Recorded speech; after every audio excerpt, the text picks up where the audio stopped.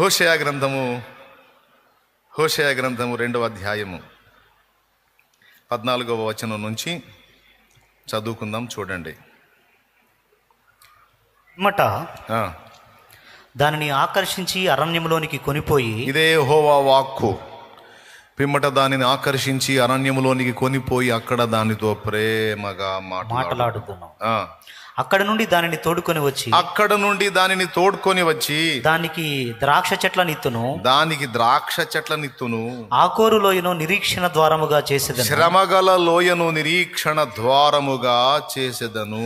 బాల్యమున ఐగుప్తు దేశములో నుండి అది వచ్చినప్పుడు నా మాట వినినట్లు అది ఇచ్చట నుండి నా మాట వినును. ఆహా, ఇచ్చట నుండి నా మాట వినును. నీవు బయలు అని నన్ను పిలువక నా పురుషుడవు అని పిలుతువు. ఇదే యెహోవా వాక్కు. చాలు. ప్రభునందు ప్రియులారా, మనం చదువుకున్నటువంటి వాక్య భాగం హోషేయ గ్రంథంలో దేవుడు ఇశ్రాయేలును గూర్చి పలికినటువంటి వాక్య భాగం. నేను దానిని ఆకర్షించి అరణ్యములోనికి కొనిపోయి అక్కడ దానితో ప్రేమగా మాట్లాడుదును అనే ప్రస్తావన తీసుకొచ్చాడు.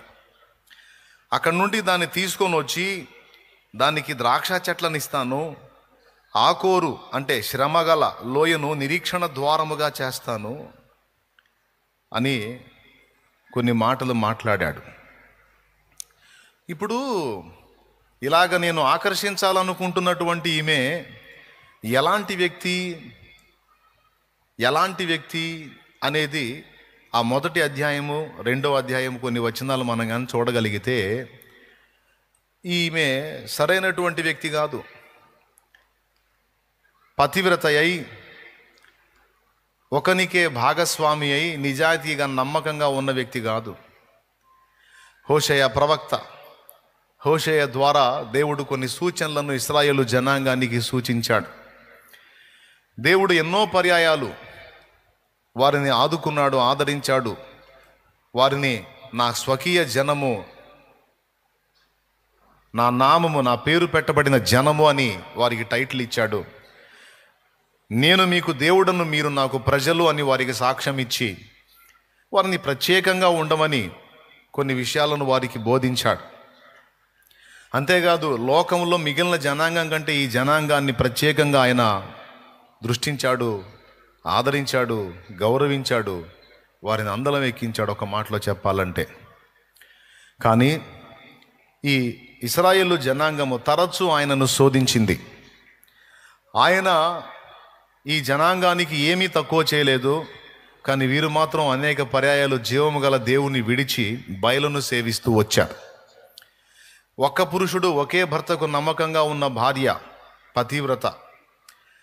అలా కాకుండా ఇతరులు కూడా బలహీనపడేటువంటి ఆమె సామాజిక పరిభాషలో పతిత. అయితే హోషేయతో అంటాడు, నీవు వెళ్ళి వ్యభిచారిణి అయినటువంటి స్త్రీ ఆమెను పెళ్లి చేసుకొని ఆమెకు పిల్లల్ని కను. ఎందుకు ప్రభువా? అలాంటి వ్యక్తిని నేనెందుకు చేసుకోవాలి, నేనెందుకు పిల్లల్ని కనాలి అంటే, ప్రవక్త నీవు నాకు సూచన. నా జనమగు ఇశ్రాయేలు నన్ను విడిచి అన్యమైన వాటికి మ్రొక్కి వ్యభిచరించింది.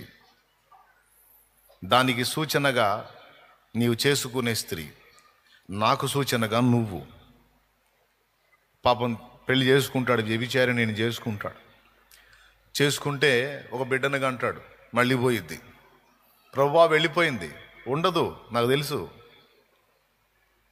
అయినా మళ్ళీ తెచ్చుకొని మళ్ళీ ఎలుకోమంటాడు. పాపం అలాగనే ఆ వెళ్ళిపోవటం, మళ్ళీ తెచ్చుకొని పిల్లల్ని గంటం చేస్తూ ఉంటాడు. ప్రవక్త ద్వారా ఆ పనిని దేవుడు ఎందుకు చేయించాడు అంటే, ఇశ్రాయేలు జనాంగం అనేక పర్యాయములు ఆయనను విడిచి తప్పిపోవటం, దేవుడు మళ్ళా వెంటబడి తెచ్చుకోవటం, మళ్ళా తప్పిపోవటం, దేవుడు వెంటబడి తెచ్చుకోవటం. నిజంగా ఇలాంటి చర్యలు చేస్తున్నటువంటి వ్యక్తి విషయంలో సహజంగా మనకి వినటానికే కొంచెం అసహ్యంగా ఉంది ఆమె ప్రవర్తన. నువ్వు ఆల్రెడీ తేడా. అయితే నిన్ను స్వీకరించి చక్కగా హోషేయ ఒక ప్రవక్త నిన్ను వివాహం చేసుకొని, దైవ ప్రతినిధి అయిన వాడు నిన్ను పెళ్లి చేసుకొని పిల్లల్ని కానీ ఒక వేశ్యగా వ్యభిచారిగా బ్రతుకుతున్న నీకు ఒక సంసారి అనే సాక్ష్యం ఇచ్చి, నీకు గౌరవాన్ని హోదాన్ని ఇచ్చి, సభ్య సమాజంలో తల ఎత్తుకునేటట్టు నీకు లైఫ్ని ఇచ్చాడు. కానీ నువ్వేం చేస్తున్నావు? మళ్ళా వెళ్ళి పాపాన్ని జరిగిస్తున్నావు, పాపాన్ని ప్రేమిస్తున్నావు. సో ఇది వింటున్నప్పుడు మనకు కూడా కొంచెం కోపం వచ్చింది. నిజంగా ఆ మనిషి కనబడితే 2 తగిలించి బుద్ధి చెప్పాలనిపించింది. బుద్ధి లేదా నీకు? ఏం బతుకు నీది? ఎలాంటి బతుకుని తీసుకొచ్చి ఎలా చేశాడు? నువ్వేం చేస్తున్నావు? పనికి మాలిందానా అనాలనిపించింది. అవునా? అనిపించదా? మనకే ఆమెను తిట్టాలనిపించింది, అసహించుకోవాలనిపించింది. ఎందుకంటే ఆమె ప్రవర్తన బాగలేదు. లైఫ్ ఇచ్చినా కూడా బుద్ధిహీనంగా ప్రవర్తిస్తుంది కనుక కొంచెం ఇబ్బంది మనకి. అలాంటి వ్యక్తితో దేవుడు ఏమంటున్నాడు చూసావా? నువ్వు ఎలాగైతే ఆమె వెళ్ళిపోయినా మళ్ళీ వెంటబడి తీసుకొచ్చి ఆమెను మళ్ళీ ఆదరించి ఆమెతో పిల్లల్ని కన్నట్టు, అసహ్యపడకుండా ఆమెను విసర్జించకుండా ఆమెను చేర్చుకున్నట్లు అనేక పర్యాయములు నేను ఇశ్రాయేలును చేర్చుకున్నాను. ఇప్పుడు కూడా నేను అంతే చేస్తాను. ఎందుకంటే ఆమె నాకు ఇచ్చిన వాగ్దానాలు అనేక పర్యాయాలు తప్పింది, కానీ నేను ఎల్లప్పుడూ నా వాగ్దానమును, నా నిబంధనను జ్ఞాపకం చేసుకుంటున్నాను. కొడితే గట్టిగా ఇక్కడ దేవుని ఔన్నత్యం, గొప్పతనం బయటపడింది. ప్రభువుకు స్తోత్రం. ఎవరి ఔన్నత్యాన్ని? దేవుని ఔన్నత్యాన్ని చూడవచ్చు. ఇక్కడ మనం దేవునికి చేసినటువంటి వాగ్దానాలు, నిబంధనలు అనేక పర్యాయాలు మనం మీరున్నాం. కానీ దేవుడు మనకిచ్చినటువంటి నిబంధనను, వాగ్దానాన్ని ఎన్నడూ మీరడు. మనం ఆయన ఎదుట అపనమ్మకస్తులమై ఉన్నప్పటికీ ఆయన మనకు ఒక నమ్మకమైన ప్రభువై ఉన్నాడు. ఆయన మనకు ఒక నమ్మకమైన సహాయకుడై ఉన్నాడు. మన ఎడల ఆయన ఎంతో నిజాయితీ కలిగి ఉన్నాడు. మనం ఆయన ఎడల తేడా ఉన్నాం, కానీ మనం ఆయన విషయంలో వంచకులంగా ఉన్నాం. కానీ ఆయన అయితే మనకు నమ్మకస్తుడైనటువంటి యజమానుడుగాను మరియు భర్తగాను ఉన్నాడు. నేను ఒక కీలకమైన మాట చెప్పి ముగిస్తా. మళ్ళీ మనకు పరిచర్య ఉంది కాబట్టి ఎక్కువ చెప్పదలుచుకోవాలా. సింపుల్గా ఒక కీలకమైన విషయం. దేవుడు ఒక వ్యక్తిని, స్త్రీ కానీ పురుషుడు కానీ, పెద్దలు కానీ పిల్లలు కానీ వృద్ధులు కానీ, దేవుని దగ్గరకు వచ్చి దేవునితో నడక మొదలుపెట్టి దేవునితో ప్రయాణం సాగించడానికి వయోపరిమితి లేదు. పసిబిడ్డని లేదు, యవనస్తుడని లేదు, స్త్రీ అని లేదు, పురుషుడని లేదు, వృద్ధుడని లేదు, వృద్ధురాలని లేదు, నడి వయస్సు లేదు, పిల్ల దశ లేదు, పిన్న దశ లేదు. అన్ని దశలలో, ఇంకా చెప్పాలంటే బాల్య దినముల యందే సృష్టికర్తను స్మరణకు తెచ్చుకోవటం మంచిదన్నాడు. దేవుడు వ్యవహరించినటువంటి వాళ్ళల్లో ముసలి వాళ్ళు ఉన్నారు, చిన్న పిల్లలు కూడా ఉన్నారు.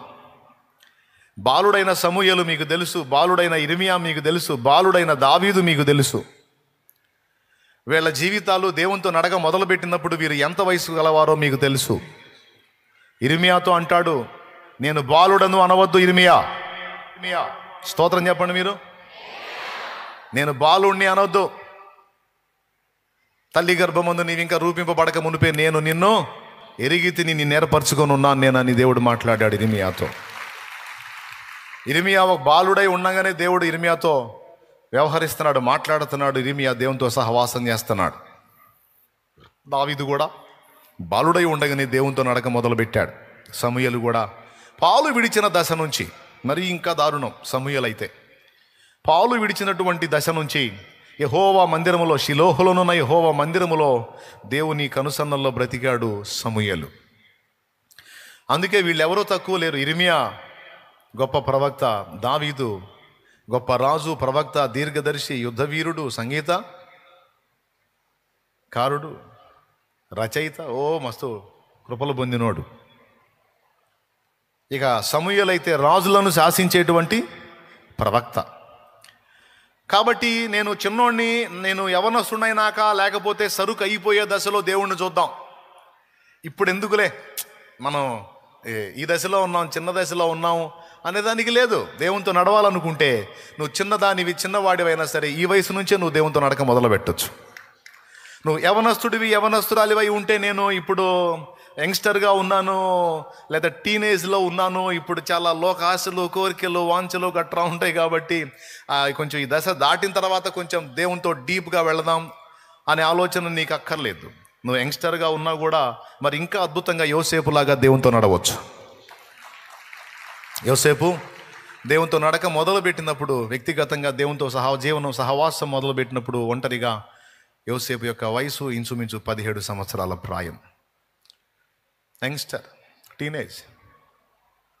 అలాగే నేను ఇప్పుడు సంసార సాగరంలో పడ్డాను, ఇప్పుడు కుటుంబము, ఫ్యామిలీ, పిల్లలు గట్రా కలిగి ఉన్నాను కనుక వీళ్ళందరినీ కలిగి ఉండి నేను ఇప్పుడు దేవుని భక్తి సాధన అంటే కష్టం కాబట్టి కొంచెం ఒక దశ అయిపోయిన తర్వాత, ఏజ్ మారిన తర్వాత, ఈ బాధ్యతలు బంధాలు అయిపోయిన తర్వాత, సరుకు నాకు కూడా సగంబడి అయిపోయిన తర్వాత అప్పుడు చూద్దాం దేవునికి వెళ్ళి అని ఆలోచన నీకు అక్కర్లా. హనోకు 300 సంవత్సరాలు దేవునితో నడచుచు కుమారులను కుమార్తెలను కనెను అని రాస్తుంది.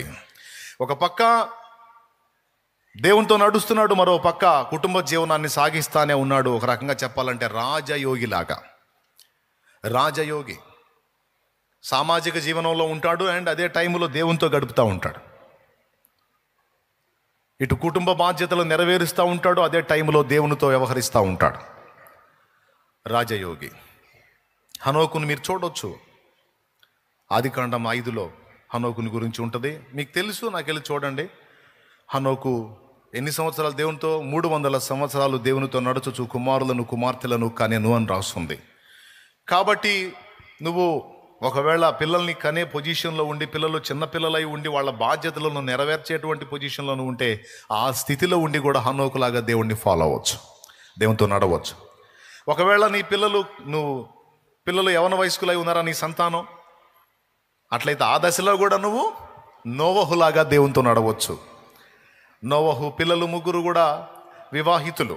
నోవహు కోడండ్రు ఉన్నారు, వాళ్ళ చిరుప్రాయాలే పెళ్ళిళ్ళు అయినాయి.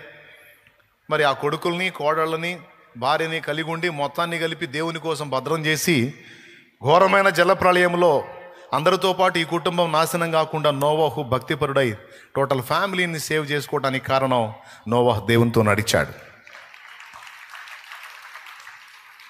ప్రైజ్ ది లార్డ్, హల్లెలూయా. నేను ఒక యవనస్తురాలైన ఆడపిల్లగా ఉన్నాను, నాకు చిన్న వయసులోనే భర్త చనిపోయాడు కాబట్టి నేను ఇంకా జీవితాన్ని అనుభవించాలనుకుంటున్నాను. నేను మళ్ళీ మ్యారేజ్ చేసుకొని మళ్ళీ జీవితాన్ని అనుభవించి క్లైమాక్స్లో దేవుడికి వెళ్ళి చూద్దాం అనుకుంటున్నాను అని ఒకవేళ నువ్వు అనుకుంటే నేను చేయగలిగింది ఏం లేదు. కానీ నేను ఇలాగా చిన్న వయసులో భర్తను కోల్పోయి ఉన్నాను, మరి నేను ఎలాగంటే తప్పకుండా అన్నాయను ప్రవక్తని గురించి రాస్తుంది దేవుని వాక్యం లూకా సువార్తలో. ఆమె భర్తను పెళ్లి చేసుకున్న తర్వాత 7 ఏళ్ల వరకు అతనితో జీవించిన తర్వాత అతడు చనిపోయాడు. అంటే వివాహమైన 7 సంవత్సరాలుగా ఆమె విధవరాలుగా మారిపోయింది. అయితే అప్పటి నుంచి మొదలుకొని దాదాపు 84 సంవత్సరాల ప్రాయం వచ్చేంత వరకు దేవాలయంలో దేవుని కొరకు సేవ చేస్తూ ఉపవాసములతో ప్రార్థనలతో దేవుని సన్నిధిలో సేవకు తను తాను అప్పగించుకొని బైబిల్ గ్రంథంలో పేరు సంపాదించుకుంది, చరిత్ర సంపాదించుకుంది. అన్నా అనేటువంటి పేరు కలిగిన ప్రవక్తిని. హన్నా అంటే సమూయేలు తల్లి హన్నా వేరు, ఈమె అన్న, ఆలలో మొదటి అన్న, ఆమె హన్న. కాబట్టి అన్నాయను ప్రవక్తిని. ఆమె దాదాపు వివాహమైన తర్వాత 7 ఏళ్ళు మాత్రమే భర్తతో జీవించి తర్వాత జీవితకాలం అంతా దేవుని సేవలో గడిపేసింది. ఆమె కూడా వెళ్ళి నేను మ్యారేజ్ చేసుకుని ఏదో లోకానుసారమైన జీవితం జీవించి క్లైమాక్స్లో దేవుడిని తెలుసుకుందాం, దేవుడిని వెంబడిద్దామని అనుకోవచ్చు. కానీ అలా అనుకోలా.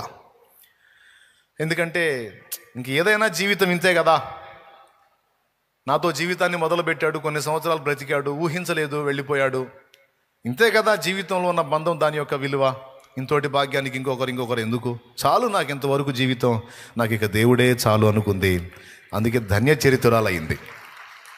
ఒకవేళ నువ్వు ఆ పొజిషన్లో ఉండి దేవునితో నడవాలనుకుంటే తప్పకుండా నడవచ్చు. అన్నా నీకేమి చెప్పుదును, పాప పంకిలం అయిపోయింది, నా జీవితం మురికైపోయింది, సమాజంలో నాకు మంచి సాక్ష్యం లేదు, అయ్యో నన్ను పతిత అని ఒకరు కాదు ఇద్దరు కాదు ఎట్లా పడితే అట్లా బ్రతికింది, చండాలం మనిషి అని రకరకాలుగా నా బ్రతుకంతా మురికైపోయిందన్నా. తమ్ముడా, నా జీవితం ఇలా మాలిన్యం అయిపోయింది, ఇంకేం పనికి వస్తాను నేను దేవునికని ఒకవేళ నువ్వు వాపోతుంటే నీకు కూడా దేవుని సమాధానం ఉంది. బైబిల్ గ్రంథంలో పాపాత్మురాలైన స్త్రీ అని ఒక వ్యక్తిని గురించి రాయబడి ఉంది. ఆమె ఎలాంటి జీవితం జీవించిందో మనకైతే తెలియదు, కానీ సభ్య సమాజం అంతా కలిసి ఆమెకు ఒక టైటిల్ ఇచ్చారు. ఆ పేరు ఏంటంటే పాపాత్మురాలు. పాపాత్మురాలు, పాపాత్మురాలైన స్త్రీ. కానీ అలాంటి స్థితిలో ఉండి కూడా ఆమె జీవం గల దేవుడు యేసుక్రీస్తు ప్రభుని గురించి తెలుసుకొని ఆయన ఎక్కడ ఉన్నాడో అక్కడికి వెతుక్కుంటా వచ్చి ఆయన పాదాలు పట్టుకొని కన్నీళ్లతో కాళ్ళు కడిగి కురులతో తుడిచి ఆ పాదాలు ముద్దాడి ఆయన క్షమాపణ వేడుకున్నప్పుడు అంత ఘోర పాపిని కూడా ఆయన క్షమించి, నీ విస్తారమైన పాపములు క్షమింపబడి ఉన్నవి గనుక నా కుమారి సమాధానం గలదనవై వెళ్ళమ్మా. ఓకే, సో నువ్వు ఎంత ఘోరమైన పాపిగా ఉండి ఇంతవరకు మనుగడ సాగిస్తున్నావో, ఇదిగో దేవుడు ఇప్పుడు నిన్ను పిలుస్తున్నాడు. నీకు నిజంగా నాతో నడవాలనుంటే ఇదిగో నీ మురికంతా పోవున్నట్లు నేను నా రక్తముతో నిన్ను కడుగుతాను. నీ పాప మాలిన్యమంతా పోవున్నట్లు నా కుమారుడా, నా కుమారి, నా రక్తంతో నిన్ను కడుగుతాను, శుద్ధీకరిస్తాను. నువ్వు నాతో నడవాలనుకుంటున్నావా? ఇక నుంచి నాతో నడుస్తావా? క్రొత్త జీవితాన్ని నీకు ఇవ్వాలనుకుంటున్నాను.